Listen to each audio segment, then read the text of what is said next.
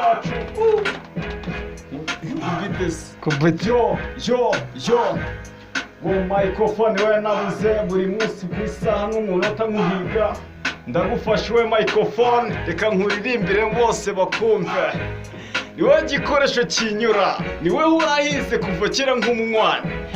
Reka nkusogongere bose bakumve, microphone nkumenyekanishe hose. Nshima Imana kuba nkiriho, nyihumeka ibyiza byose nkorera. Mu gahinda kanjye kose nakiguka mu mwana wanjye ivuye hano man. Ndagushima cyane bikaze kuko zinesi yuko ari wowe ukora byose.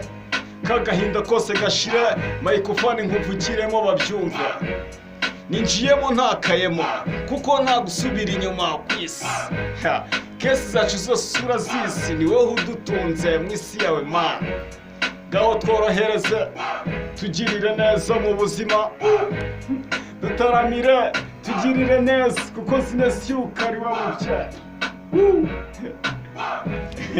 Hola. Naje nzibumeke cyangwa nimagike, yozi niboneke umuziki nufatike, urebye n'ubukake bujyanye n'icoreke, karenga bayiheke baringa bazikeke, ubwambo bagubike utape bawuzike, umva nibaseke dihanta bamuhege, urebye niyo nyiri hafi yo mu Misiri, navuye mu mubiri dihanta nagumari, ndimo ndafunga imari ngo nzukire Kigali, umereze y'ipari ngo nzaniye Bugari.